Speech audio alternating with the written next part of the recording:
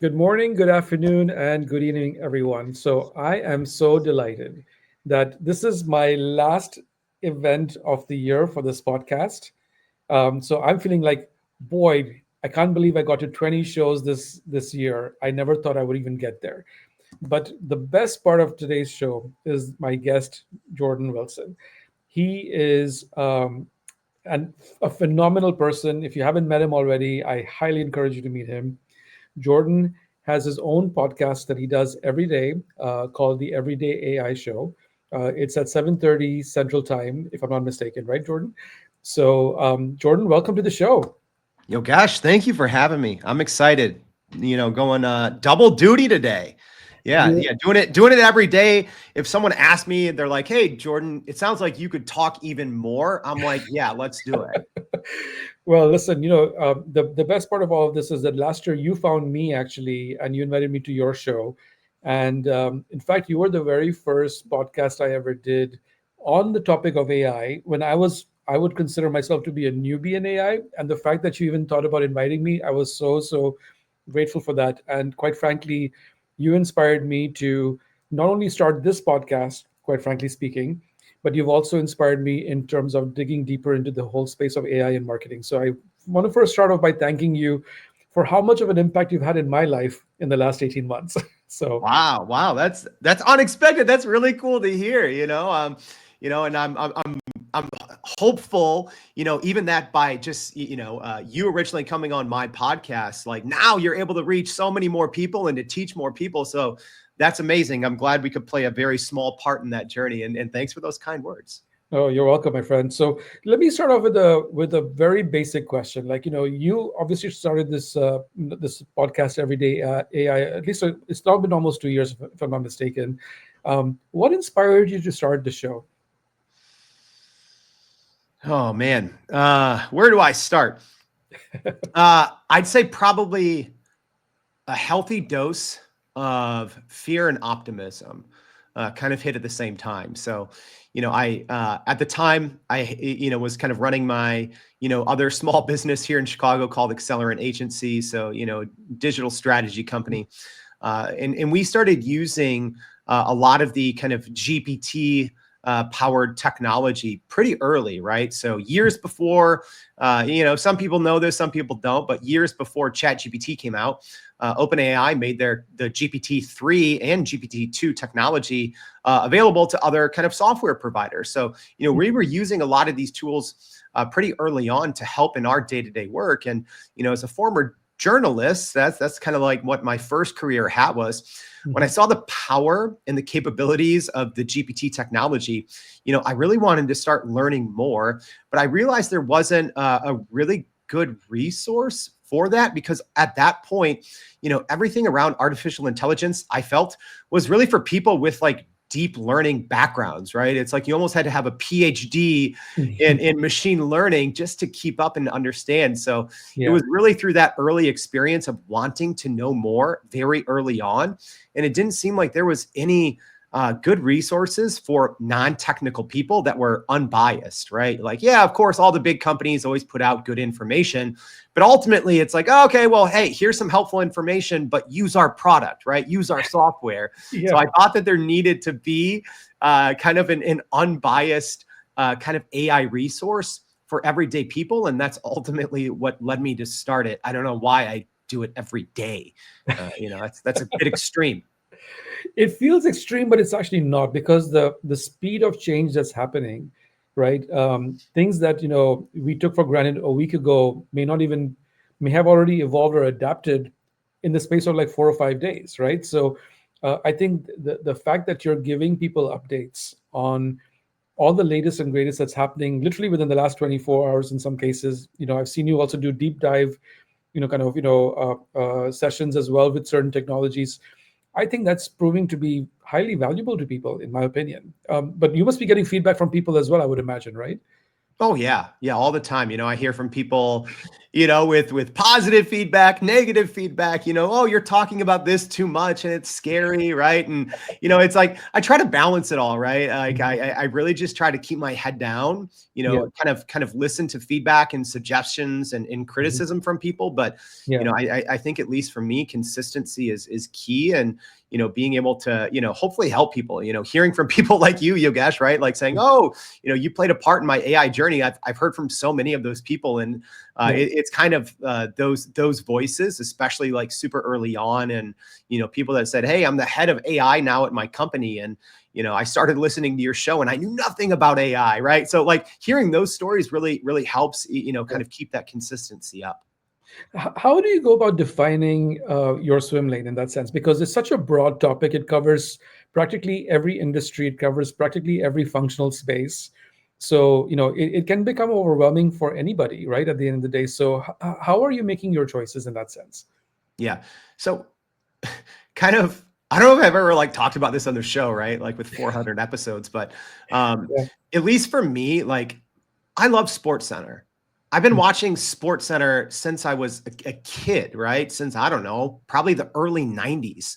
And one thing I notice is Sports Center has changed over time, right? But you could, whether you were a diehard NBA fan, or if you were kind of interested in, tennis and golf, well, like whatever it is, you could tune in and, watch 30 minutes of Sports Center or an hour of Sports Center. And, maybe you only cared about it every so often, or, when certain things were in season, or when, certain events happen, but you could always kind of get what you wanted, but then also find interest in things that you didn't know. So that's kind of what I think, right? Like I Mhm. could just have a show for AI in marketing, or, AI in healthcare. But I also knew I wanted to grow the show, and I wanted it to be, a source of income, for myself eventually. If you're doing something every day, you should probably learn to make money from it. Yeah.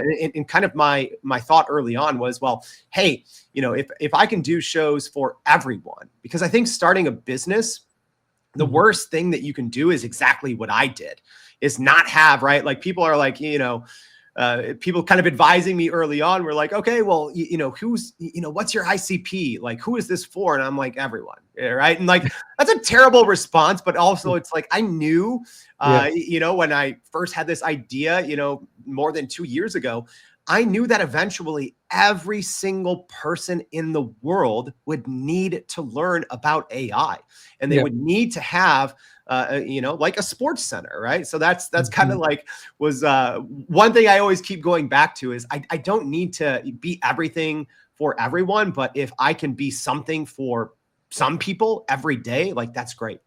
That's amazing. That's amazing. In fact, and this is playing out in a way for your business as well. You were just telling me before we started the show about your event this afternoon. Do you want to just share what you shared with me, if you're okay with that? Yeah, no, for sure. Like, I was actually, and people who listen to the show know this. I just celebrated, 10 years of marriage with my wife, and we took a nice trip to Australia and Fiji. So I've kind of been quote unquote off, right? I recorded a bunch of shows Mhm. beforehand that we could, debut live. I actually did two while I was overseas. The time zone was really screwing me up. Yeah. But we generally do this free prompting course called Prime Prompt Polish, right? Mhm. And I'm like, oh, maybe since I haven't been promoting it in the last 3 weeks, maybe no one's gonna, maybe no one signed up. And then Mhm. I go, and I'm like selfishly like, oh, maybe I can, do it, rest or get caught up because I have thousands of unread emails. And Yeah. I look and I'm like, man, there's 602 people registered for the course this afternoon, right? Like, which is great, but I think that just goes to the appetite around generative AI, around learning to work with large language models, and it's Mhm. it's a lot of people from like even Fortune 500 companies, because Yeah. I think whether you're a small business or work at an enterprise company, Mhm. you always have to stay up to date, and it's pretty much impossible. It is impossible. It's overwhelming. It's impossible. And people ask me all the time, like, hey, tell me what courses to take, or tell me what, what's my resource to kind of like keep up to speed. I'm like, it's like drinking from a fire hose. So be prepared for that in a way, right? Yeah, quite literally. Yeah. So tell me, you've interviewed so many people now in the AI space. People who are leaders in AI, people who are innovators in AI. Um, if you were to take a step back and think about, are there any common themes you're starting to identify, or any kind of insights that you're starting to identify about the space from your conversation? What would they be? I'd say that no one can predict the future. That's one, right? Uh, Yeah. I think even the smartest people from the biggest companies, right? Mhm. They have their head down and they're working on their product, right?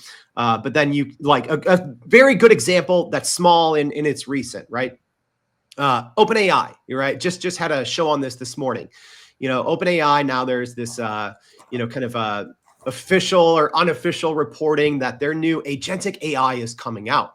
Called Operator, right? Mhm. I don't know internally how long they've been working on this, but right, I'm guessing this was somewhat influenced with Anthropic released their agentic AI called Computer Use about 4 weeks ago, right? So Mhm. um, even people at big companies, I think they don't even necessarily know what they're going to be working on past aside from like the next couple of weeks.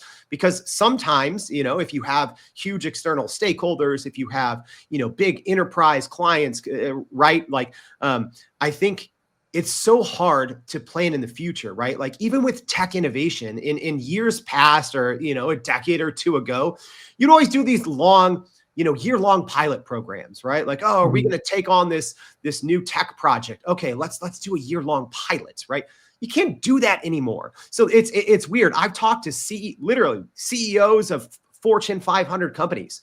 And they won't always say this on the air, right? But like C-suite people at big Fortune 500 companies, they'll tell me, like they'll be like, "Hey, we've never moved at this speed," and it's both, I think, for them and for me, quote unquote, covering it. It's Mhm. exciting, right? Because even big companies now are forced to innovate and shift like they never have because the dynamics are changing. I'd say like too quickly, but they're changing faster than they ever have before. So I'd say a common theme is even the smartest, biggest companies sometimes don't know what they're doing, right? Like I'm shocked at the type of companies that reach out to us to help, to help us teach their companies, right? And I'm like, y'all have like an AI team, and you want me or my team to come in and teach you. It's because the technology moves so quickly, and even the biggest companies I find are struggling to keep up. So, that opens up a couple of questions for me, right? So, having worked in large organizations, in my career, and I know you have as well. So, usually the mindset is, hey, let's anchor on something, do a proof of concept, like you said, and then scale it across the enterprise so that we can kind of like recognize the value and the productivity gains and efficiency gains and so on and so forth. But is that model even relevant with the way that this technology is evolving so quickly? It's hard to say, right? Yeah. Like I think that's one of the answers that everyone's kind of searching for. Hmm. You know what? I don't know. I really don't know. Like, Yeah. I think what people, I think what the smartest companies are working on right now, and hopefully this addresses the question correctly, Yeah. is not being locked in. Because I think in the past, right, like Mhm. even if you think, how do you normally operate? It's like, okay, are we Windows? Are we, Windows PC or are we Mac, right? And then you say, okay, then are we, Microsoft Office or are we Google Cloud or are we AWS, right? And Mhm. I think now even big organizations are starting to think in a new and creative way that I think is a breath of fresh air. Because it's almost like even big companies are working on plan B and plan C and plan D. Whereas Mhm. before that was never even a thought, right? Because it's like, you kind of get locked into your lane and you never leave there, right? Yeah. But like a big example right now, which is super smart, right? Like what happens if, OpenAI tomorrow stops, right? Like they're not going to, but think that's tens of thousands of some of the largest software providers in the world Mhm. are using OpenAI's technology. So what happens if they just cease to exist, right? If they just hang up the cleats and they're like, oh, AGI achieved, we're going to stop now, right? So I think that this is kind of forced companies to both use and sometimes rely heavily on the latest and the greatest technology. But at the same time, you have to start, building and be ready to implement plan B or C, because things can change so quickly that it's almost difficult, right? It's like, I think of like vehicles and transportation sometimes, right? Cars have been around forever, but now it's like we live in this this age where it's like, okay, in theory, cars could stop existing tomorrow. So how are we going to get from point A to point B, right? So you have to start thinking of these kind of reliable backups as an innovative business leader. That's an amazing answer. And quite frankly, it's a different frame of reference for people, right? And especially for older folks, like in my age group, let's say, with white hair, right? Hey, I'm right there with you. I'm right there with you.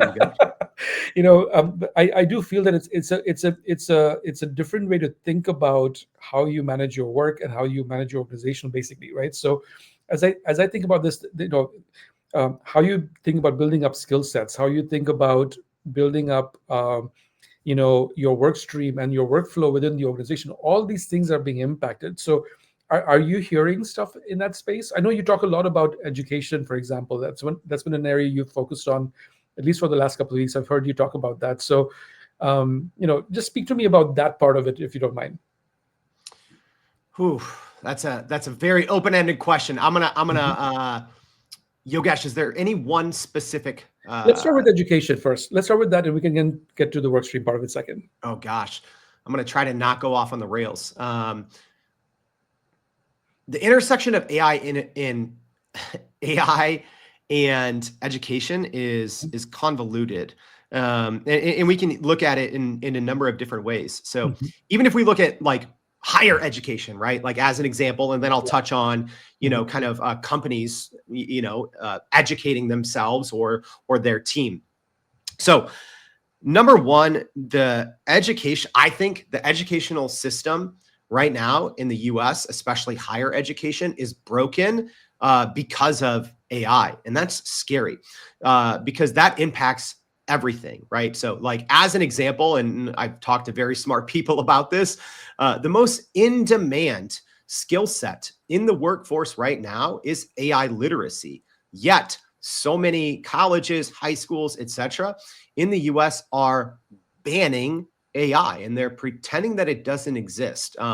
I think that we are, at least here in the US, we're going to be set up for a very rude awakening when we need young, talented people to kind of be the next wave of innovative thinkers in an AI first society and an AI first business world, but they're not going to be ready.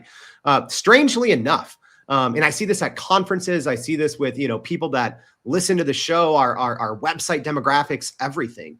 The biggest group right now that's, kind of pushing AI innovation forward is your middle age, right? And please forgive me, everyone, for throwing labels. I'm just talking data, right? Yeah. But I'd say the biggest interest right now in AI is late 30s to early 50s, right? Where you would think something like this, like the young generation, the mid 20s, it's not them, right? It's kind of strange. I read something online a couple of weeks ago, so I can't properly attribute this, but someone said, hey, it's probably someone around my age, maybe early 40s, something like that. He said, hey, is my generation the only generation that can fix computers, right? Because that person was like, I'm fixing computers for my parents and my kids don't know anything about computers, right? Presuming the kids were probably, teenagers, something like that. And it's weird because I think from AI education and AI literacy, it almost seems like the same thing. It's like this middle generation, late 30s to early 50s. Those are the ones that are actually pushing AI implementation throughout organizations, which I find fascinating and kind of weird. But I think it goes back to the educational system is kind of broken here in the US because they're banning the number one skill set that most employers need. On the other side, AI education at even large companies is troubling, right? And that's why it's like, Mhm. going back to like our free, prime prompt polish PPP course, right? I'm often both, kind of happy and sad when I Mhm. see the list of registrants, right? Like, because I Mhm. see people from trillion-dollar companies literally signing up for the course, and part of me is like, oh, that's cool, but Mhm. then part of me is like, that's sad and a little scary, right? That people from some of the largest organizations in the world aren't getting what they probably feel is proper AI training. So, Mhm. AI in education, sorry, I went on a huge rant there. It is extremely disjointed no matter which way you look at it. So let's kind of like double click into this a little bit because this is an area that I'm also very interested in. I teach at the University of South Carolina. In fact, I'll be teaching my very first AI and marketing class starting in the spring semester with the MBA students, and I already have my first 15 students signed up, so I'm really excited about that. But to your point about AI literacy, let's kind of like unpack that a little bit. Like, if you were to say these are the 3 to 5 things that everybody should know, what would that list look like to you? Mm. People need to know what a large language model is. Uh, y- you know, Mhm. you have to understand the basics of generative AI. The difference between a transformer and a diffusion model, right? So you Mhm. really need to understand the basics of a large language model and how it works. I'll even just say this. Sorry to have a cop out answer. Like, Mhm. I will just put that in numbers 1, 2, 3, 4, and 5, right? The Right. list is, you need to understand the basics of a large language model and how it works, and Mhm. this concept of generative AI. And I think everyone just uses this phrase as a crutch almost, right? Like, oh, it's this black box, Mhm. and explainability. It's not that Yeah. difficult. It's not that difficult to at least understand how they work, right? It's like understanding the mechanics of an engine, right? Yeah. Like, very few people know how a car works, Mhm. right? And I don't think everyone needs to, but people need to at least have everyone needs to have a baseline understanding of generative AI, large language models, how they work, because Mhm. it is the cornerstone, right? With all the agentic AI that's been released in the last few weeks and is going to be released in the next few days to few weeks, Mhm. generative AI is going to be at the base of everything. If you're a knowledge worker, especially here in the US, if you sit in front of a computer, if you are paid to create value in front of a computer, generative AI is going to be the cornerstone of how you operate, right? Just like how right now, you go in and you use SaaS products, you use Mhm. email, right? You use Zoom, or you use Google Workspace, right? Like, you use all these different tools, Salesforce, right? Mhm. In the very, very near future, everything is going to be driven by large language models at the core. So you really have to understand prompt engineering basics. You have to understand how models work, what they can do, what they can't do, the limitations of which model you're using, right? Model A versus model B, when you should use each one. Mhm. Sorry, I can't give an exact list of No, three, no. but I'll say just you Yeah. got to know what a large language model is, how Yeah. it works, and when to use it. So, people obviously think about, these models, and there's almost like this expectation, rightly or wrongly, that, hey, if I am looking for an answer, if the answer isn't 100% what I'm looking for, it's not working for me. I've seen this, from a lot of people who tell me like, "Oh, I was expecting it to do this, but it's not doing anything close to it." And I'm like, "Were you expecting it to give you 100% of the answer?" Like, is that a realistic expectation? What are you seeing in that sense? Great question. I'd say, is it a realistic expectation? I would say no for most people, right? Yeah. Because the reason why I would say no is because I don't have exact stats on this, but from my right, I've trained. I should update the list, but I've probably trained about 9,000 people live on AI, Hmm. and at the end of it, I always try to gauge, like, hey, did anyone not learn anything, right? Hmm. And I'm talking people from the largest companies in the world, and no one's ever said, hey, I haven't learned anything in this in this 90 minutes kind of free course that we do. So what that leads me to believe is, to get back to the original question, on the expectation, it's not unreasonable for people to have that expectation, but it's because they don't fully understand how a model works, right? Like people don't even understand like, oh, sometimes if you put a query into ChatGPT, sometimes it will automatically query the web. Sometimes it will use its own internal kind of training data. Sometimes if you have a feature like memory enabled, it might be pulling from those things. So I think on this end, or in this use case, that people having that expectation is not wild, right? Like, oh, a large language model is getting something wrong, it should get everything right. It's just people don't understand how they work, right? I'll tell you this from my perspective. People are always asked like, hey Jordan, like, I'm sure you use large language models a lot. Are you seeing hallucinations? Are you actually getting a return on investment? And I'm like, very few hallucinations, huge return on investment. But that's because I'm a dork and I reverse engineer everything, right? Like I don't take what a big company says, or if the big company puts out a demo. When a big company puts out a demo, literally the first thing that me or my team do is we try to reproduce it exactly how they did it in their marketing, right? And then from there, we start making little iterations. We start putting, our own processes in place, or to try to build something even better than what the big company demoed. Because if you don't understand, like I said, how it works, I think that you can have unrealistic expectations. But if you actually know how it works, you can have the same expectations out of a large language model when it comes to accuracy that you would for a very smart human. But like you go back to, I think if you onboard a human, right? Like let's say you're a huge organization, and you hire 100 people every quarter. You go through and you give those 100 people adequate training. You have an adequate onboarding program, right? There's education, there's Q&A, there's probably some sort of test. People don't do that when they start working with large language models. You just get your account, you go in there and you go wild, right? Like I know I went on another rant right there, Yogesh, but I think the answer just depends on people's level of education.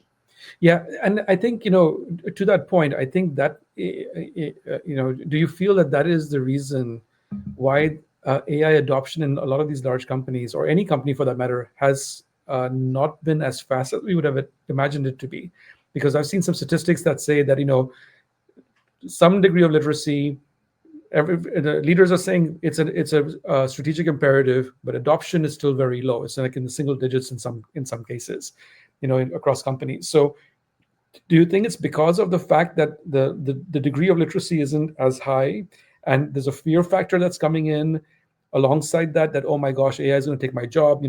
We've all heard that, and I know you have for sure. So what are your thoughts on how should people reframe the thinking around AI adoption within organizations?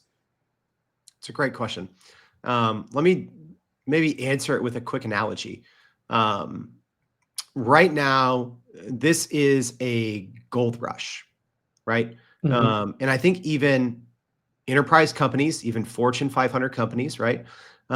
They don't care as much about educating on gold. They don't care as much about, OSHA, right? Or they don't care as much about, the earth and minerals and learning about the natural environment, right? Because there's gold right there. And that's all they care. So they just send all of their workers out to go dig gold without maybe coming up with a long-term plan on, hey, where should we be digging for gold? Because there's gold everywhere, right? So even companies that don't have the best AI implementation or the best AI strategy, if they're at least putting in half effort, right? A D- effort, they're getting crazy returns. So they don't necessarily care yet about AI education, about AI literacy, about a long-term, well-versed AI strategy, because even if you're doing a D- job, you are striking gold. So I don't think that, normal rules of business are necessarily applying yet, because there is so much gold out there. And as strange as it sounds, your adoption rates are low, right? Sometimes 5, 10, 20%, depending on what studies you're looking at. I mean, there's Yeah. literally, large swaths of corporate America that haven't even tapped into generative AI yet, right? Like I find myself that I'm obviously in a bubble, and I Mm. just assume that literally every single company out there is using large language models every single day, but we've barely scratched the surface. Yeah. So what would you say to those companies? Because to get started, right? Because those people who have not yet started, they're seeing all this stuff happening around them. They're curious, but they don't know how. They don't know how to prioritize this. They don't know how to focus on this, because you said, there's gold everywhere. So that doesn't help them from making a choice, right? So if you were to, offer like one or two or three criteria for a leader who's, trying to figure out where to start and how to start, what would be your suggestion to them? Unlearn. That's what I would say. I think that companies, successful departments, high achieving individuals have good habits, and you have to unlearn them, which is hard.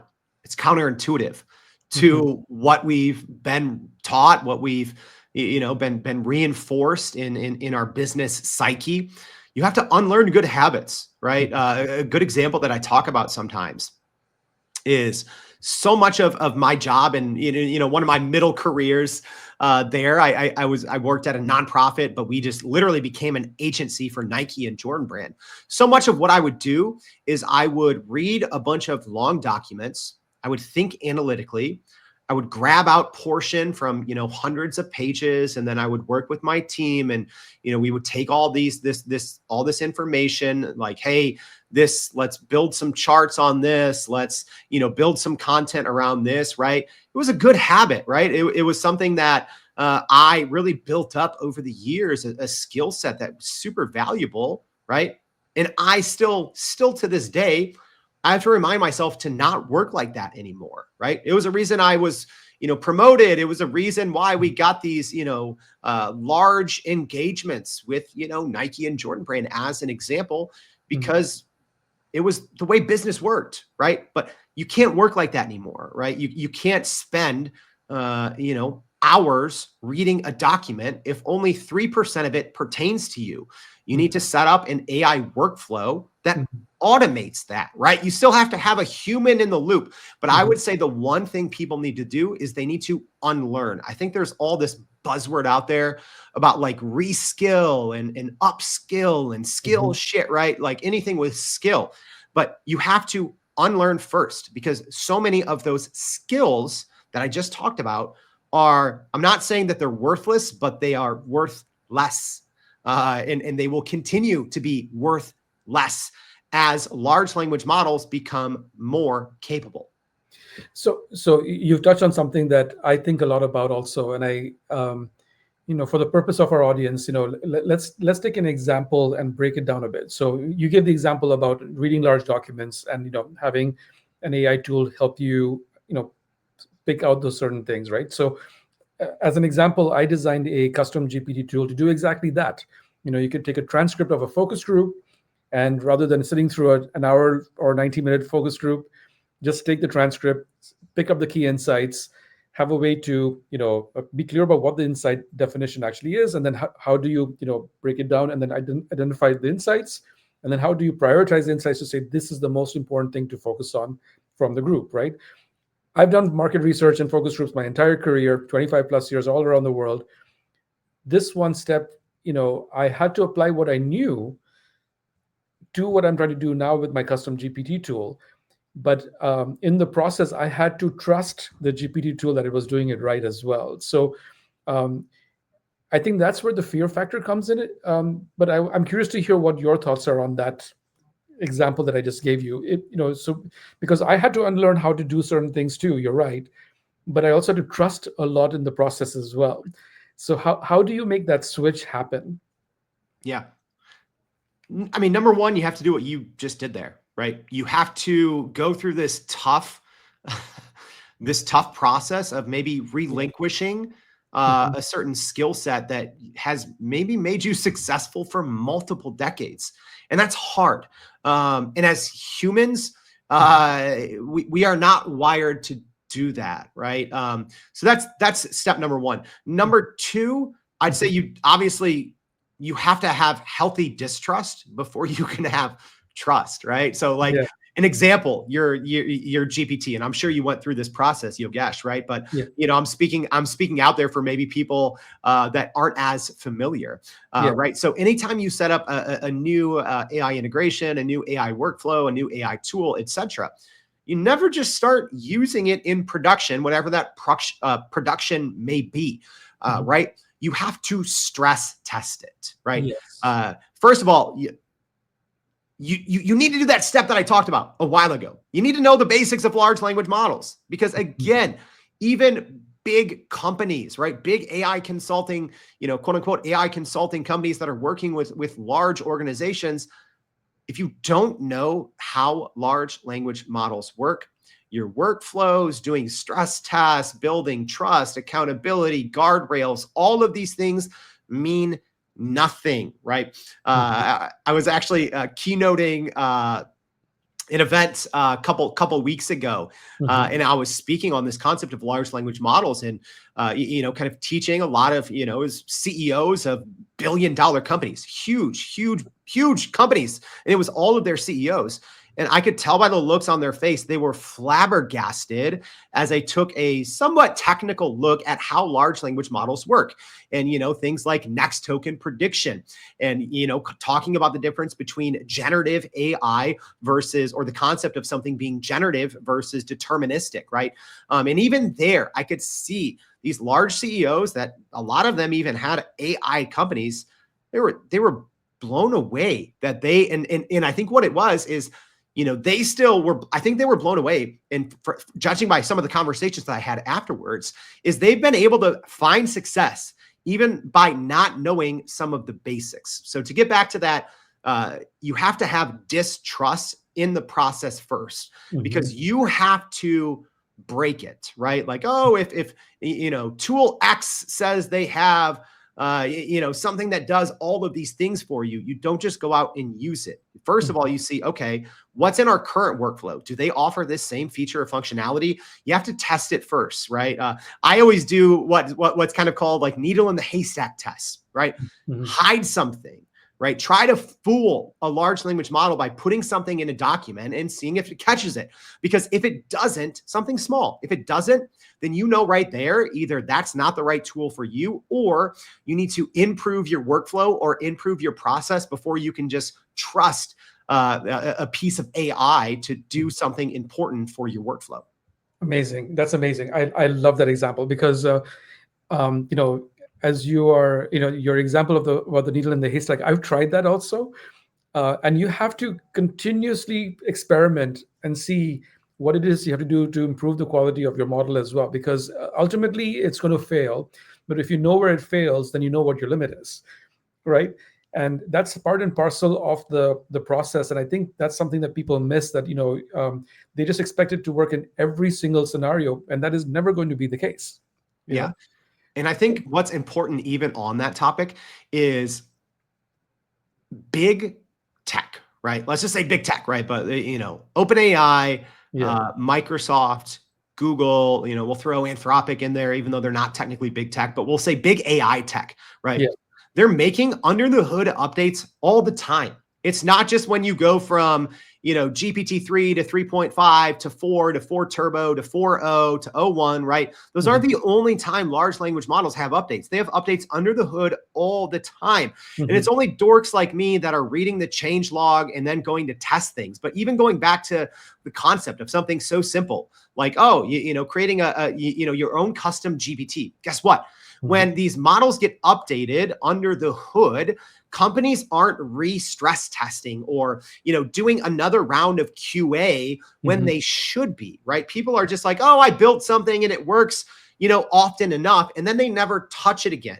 But Yeah. what happens when these models get updated? And now all of a sudden you're using, a new model that probably has completely different prompt handling. It has a different system prompt, right? It essentially, changes, and companies, number one, because of lack of education, because education isn't highlighted, because you can, like I talked about, you can still find success without being educated. They Yeah. never go back and reinvestigate their systems when they should be, right? It's like you think of, someone in IT, right? When you go from Windows, I'll just use a very general example. You go from Windows 10 to Windows 11, right? Companies update all of their processes, right? But when a large language model, right, gets updated from Claude 3 Sonnet to Claude 3.5 Sonnet, and maybe your company is using their API, most companies don't go through and re-stress test. They don't go through and re-educate. They don't go through and redo QA. They're just like, oh, they just assume, okay, well, if the model's better, whatever systems we set up or whatever software we're using that's using this model is ultimately going to get better. But what happens if and when, and this is what happens if sometimes, especially if your company was an early adopter, sometimes you had to, over-engineer something to get it to work. So what happens when the base model or the engine gets much better and you don't change all the other parts? It is a recipe for disaster. Completely. And this is a parallel to what you're saying, but I'm thinking it's in the same lines, and you can correct me if I'm wrong. But I saw a bunch of companies or people building up these custom GPT tools, and they were on the GPT store for ChatGPT, and then the model would upgrade, and suddenly everything that they were offering as a service suddenly became obsolete because now the model is doing it for them, and it's free. To me, it's a parallel example of exactly what you're talking about, because in my world of marketing and market research, I keep an eye out for that, simply because the quality of the output when I'm trying to do a consumer segmentation or a customer segmentation, is the quality improving with all these upgrades that are happening or not? I'm certainly seeing a difference, and it's making me rethink what I've done to structure my segmentation tool, for example. But what I find really crazy is that the quality of the output is now starting to be so close to what I would have done in a traditional market research survey, that the differences are becoming smaller and smaller over time. And to me, like, I don't know if we'll get to a point where we maybe not need to do consumer segmentation studies anymore. I don't know. Maybe that I'm putting myself out on a limb, and it's probably going to piss off a bunch of people in the audience if I say that. But that's what I'm seeing. Yeah, and I think Yogesh, that's an important thought to have, right? Like, and I think business leaders need to be thinking that way. Like, hey, will we even need, department X in a year, right? Will we even need deliverable Y in a year, right? Like, I think one thing that I rarely hear talked about is because there's so much emphasis placed on increased productivity. There's so much, emphasis on like, oh, what's the return on investment of generative AI? And it always goes to, productivity and efficiency, but no one's talking about, okay, well, what then do you do, right? If AI can save, this department, or, the time that you would spend on a key deliverable, if it cuts it down by 20, 30, 40, 60%, then what happens with that saved time, right? It's something that no one is talking about, all right? And I'm always a huge advocate. Number one, you should be using that time to unlearn, right? So in the situation you just said, talking about market research, right? If you're a market research company, or if you are in the department for doing market research, I'm sure you're already using, right, generative AI and large language models, and probably have been for at least 18 months. But you need to be thinking about, like what Yogesh just said, is this even needed, right? What are the pros and cons of synthetic data and synthetic user groups, right? Like, how do we stress test those, right? How can we, make bespoke, kind of versions of these, synthetic data, pieces of software work for us or not work for us, right? Like, I think you have to think very much outside of the box, and you have to make those decisions, or you have to, like what Yogesh, like what you just said, oh, this might piss some people off, right? Like, I don't know, what if you're at an advertising agency and you're like, well, what if ads don't matter in 2 years, right? You have to be having those conversations. You have to be having those tough, decision-making, brainstorming, right? Like, okay, well, what happens when AI works? What happens if, 30% of the jobs that our companies are rendered obsolete or rendered useless in a year? You have to be having those conversations that might make people mad. They might ruffle some feathers, because if you're not having those conversations now, you are setting your company up for failure.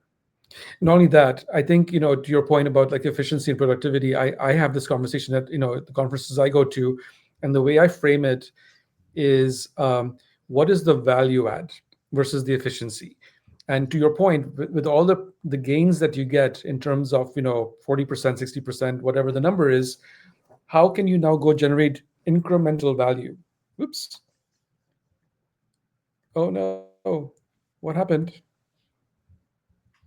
Oh, there. Can you hear me? I got you. Yogesh. Sorry, something happened on my end. I apologize. But if you can hear me, it's about the incremental value that you can create with the productivity gains that you got. Oops. Oh my gosh. My laptop is going crazy right now.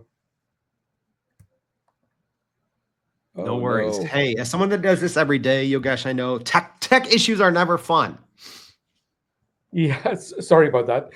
So, just to kind of complete the point, I talk about value, and with the gains that you get, how can you create incremental value? And I don't hear conversations about that at all from anybody.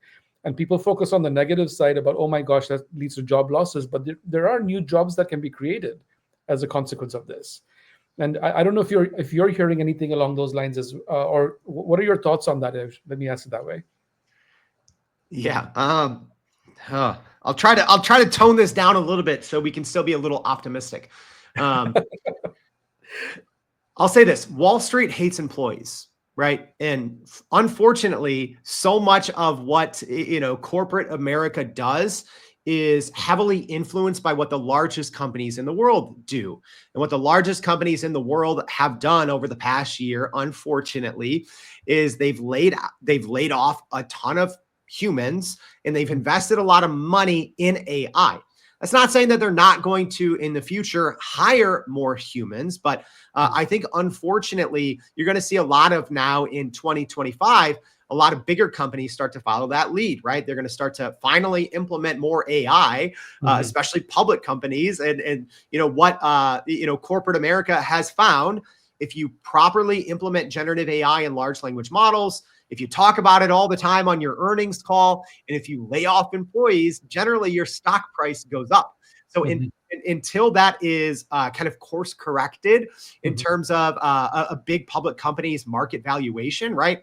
Until it happens where, company, cuts 10,000 people and they say we're investing in AI, and until their stock price starts to tank, you're going to unfortunately continue to see that, which I think is bad, right? Because what I think companies need to be doing, what I call first company data, right? So let's say, if you're a big company and you have a successful AI implementation, and all of a sudden you're seeing consistent, let's just say 40% productivity gains, right? What most big companies will do is that they'll say, okay, well, let's cut 10% of our workforce then, right? Because in theory, we can still be more profitable, right? Because we have these 40% gains. So if we only cut 10% of the workforce, hey, that's a net positive, right? And we're going to make more money. Our stock price is going to go up. Everyone's happy, except obviously those humans. So instead, why don't you train those humans, teach them to, unlearn, right? Unlearn their skills, relearn a new skill that can bring in a new line of business, or your company can serve, maybe have a new product, a new service, a new demographic that you go after, right? But when I talk about first company data, I think that is I don't know if it's going to take companies 3 or 4 years to catch on to this, but I tell people this, like, for companies that hire us to consult, here, I'll just give away some of the good stuff for free. Every single thing that you do, that is your goal. That is your company's goal. So all of those meetings that you think are boring, all of those, internal multiple versions of a big, RFP that goes out, every single thing you talk about, every single thing you create, all of your internal, external communications, all of that is data. It is structured data, right? Like Yogesh knows this because he's in the space, but there's this big fear right now when it comes to large language models and are they hitting a wall, right? And because all the good data has been scraped up. I don't think in the 5 years in the future, I don't think that we're going to be using essentially one of 4 giant 2 trillion parameter, or who knows, maybe 10 trillion parameters, gigantic large language models. I think there will be thousands of small language models that are based on these large language models that are fine-tuned for extremely niche purposes. But what you need and what your company needs is you need more and more structured data, right? So through RAG or, maybe a retrieval augmented generation will be called something else, or maybe it'll go in a different direction. But you need as much internal data on your company as possible. So it's like, oh, what do you do with 30%, 40% gains in efficiency? Well, start assigning some smart people in your organization to be first company data collectors and start collecting all of this unstructured data from your company, because that is the gold, or that is the fuel that will power your organization in the future. It's funny you say that, because I was part of a webinar yesterday from Gemini, where they were showing basically some new AI features that they've launched in Gemini for Google Chat and for Google Meet. And they had a couple of people come on, who were, I guess, the early adopters of these new features. And one of the companies was a telecom company out of the Philippines, where they actually had a chart that showed, how many, on average, how many people within their organization of about 7,000 people were using Google Chat every day, how many messages were being sent out on average on Google Chat. If they were using Google Meet, what was the average meeting time? How many times was it being shared? Et cetera, et cetera. There was like call it metadata, but there was a lot of metadata that they had collected, and from that they were able to identify ways on how to improve the way their workflows were actually happening. And from that, they were able to then say, okay, these are the interventions we made because of the AI features that Gemini has built into Google Chat and Google Meet. And they were able to show, again, it was again a productivity measure. They were showing that there was an average of 105 minutes of time saving per person. I don't remember if it was on a monthly basis or if it was an annual basis, but it was enough to kind of like raise eyebrows for people to say, it was definitely worth it for everyone, kind of thing. And they even went as far as to actually, survey their employees as to the value of this. And like the numbers were like in the 80s and 90%, because they had trained their employees on how to use these new features to their benefit, basically. So to your point about first party data and, tapping into even that unstructured data that we don't actually capture, but this tool actually did capture for them. It was incredibly insightful in terms of what they were able to show as a use case.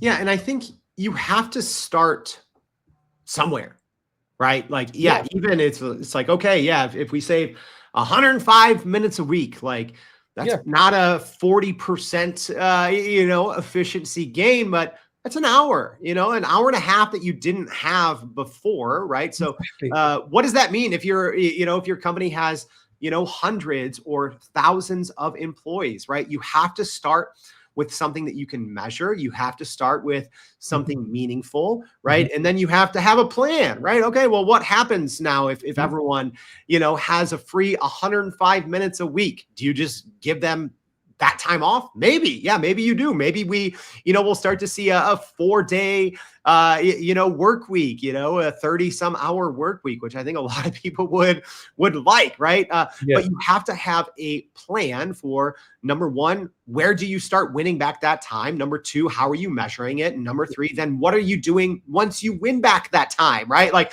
is that a perk for employees who are properly using AI, right? Are those people then going to be creating new lines of business, right? Or are you maybe just going to keep all your employees, but then not, rehire new ones? Maybe you generally hire, 100 new people every quarter, right?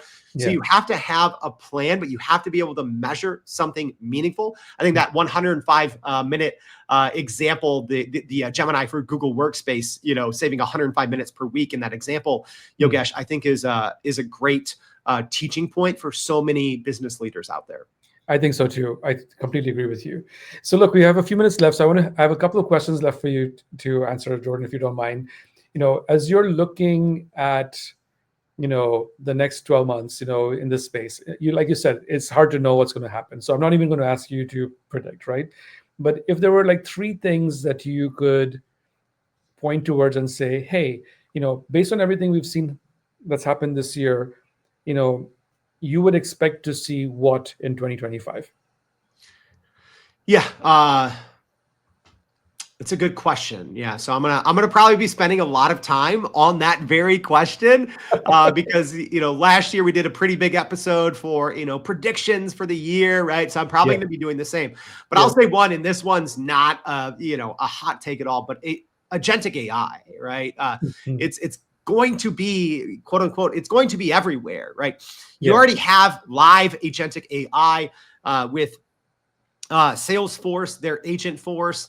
I believe that Microsoft's Copilot Studio, their autonomous AI agents are supposed to go live, at least in beta on November 19th, right? So, Mhm. and then kind of already alluded to the thing from OpenAI with their operator AI, which is supposed to be in January. Google's is supposed to be, or at least first iterations are supposed to be in December. So Mhm. agentic AI, I think you cannot ignore. Number two, I would say visual, right? Creative, right? So things like Midjourney, Runway, you have Kling, right? All these AI images, AI videos. I think when they first started to become popular, they were still gimmicky and they were still toys. Yeah. But we already saw with some Adobe announcements from their Adobe Max conference, this is going to start being used in feature films like now, right? So that's Mhm. and the thing is, most audiences aren't even going to be able to tell the difference, because what these AI tools are doing and can do now is essentially work with the video or the photos that you already have. So it doesn't, it's obviously going to be in look, on brand, and work seamlessly. So I think that we're going to start be consuming a lot more on the creative content side that is generated by AI and Mhm. not necessarily knowing. And then we'll say, so that's number one, agentic. Number two, we'll Visual. say kind of creative AI. And then Yeah. we'll say number three, I say there will finally be an emphasis on collecting. And this is also wishful thinking, because I think companies, if you want to stay, I won't even say stay ahead, if you want to not get left behind, I'm going to Mhm. go ahead and put a wishful thinking number three out there, is it is collecting that first party, first company data, right? So Mhm. I hope to see, and I expect to see, dedicated roles and departments within organizations. And it's a short-term thing. It's not a long-term thing, because I think eventually all the AI systems that we use will be doing this by default, but essentially like second brains for companies, collecting all of their unstructured data, their conversations, their documents, and making that more structured data Mhm. for large language models, right? Mhm. RAG was a buzzword of 2024, but I think what RAG brought to the attention or surfaced in companies is many companies, their data game was a mess, right? But they also realized that so many pieces of data that were missing or that they wanted were in conversations like this, right? We're in these long team meetings. We're in all these, different drafts and different versions of important documents that maybe they only put the one document into their, kind of model at the end. So I'll Yeah. say number three is an emphasis on collecting and structuring unstructured data. Amazing. Amazing. Jordan, this has been a phenomenal hour. I can't believe it has gone by so quickly, to be honest with you. So, last question. Um, is there something I didn't ask you, but that's something that's top of mind for you that you would want the audience to hear? Don't write off generative AI, right? Mm. Don't think that AI or large language models live on, a traditional hype curve, right? Like if we, talk about that sometimes, there is no AI hype, right? There is no, large language model wall. This is like, if you are still 1 foot in, 1 foot out, or if you're still kind of on the fence and you're like, oh, maybe this is going to fizzle out, it's going to fade. It's not. There has never, and let me say this with accuracy, and I'm going to speak slowly here. The top, I believe, I haven't checked since like last week. You know, I know all the rankings for market cap changes, but there has never been a time in American history where the top 6 largest companies by market cap have all been doing the same thing, right? Normally it's you know, you have some people in, gas, or people in retail, and then you have tech, right?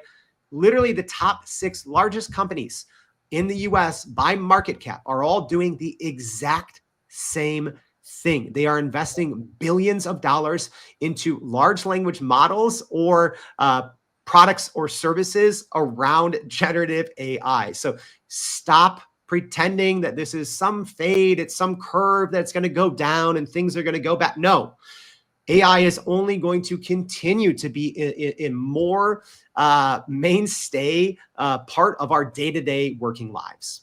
Amazing. Well, Jordan, thank you so much for your nuggets of wisdom. This is incredible. I continue to wish you all the best with your own podcast, Everyday AI. If you haven't been listening to Jordan Wilson, you definitely should. And he's also got I think you had a newsletter as well that comes out in the afternoons as well, correct? Yeah, I do. Yeah, it depends when, right? Like the weird thing is like us humans put the newsletter together, but yeah, we have the daily podcast live stream and the newsletter. Yes, thanks for plugging that, Yogesh. Yeah, no worries. So do follow Jordan, follow his podcast, listen to his podcast. It's a great resource for everyone. He's been the leader in helping democratize AI for everyone. And everything he's been talking about today is spot on because I see the same things that he's seeing, and I can tell you that this is one of those big game changers that is going to completely revolutionize industry for everyone at the end of the day. So thank you again, Jordan, and for everybody else, I will be picking this up again in 2025, probably in January. So just stay tuned, and you'll hear more from me in the coming weeks. Thank you, everyone. And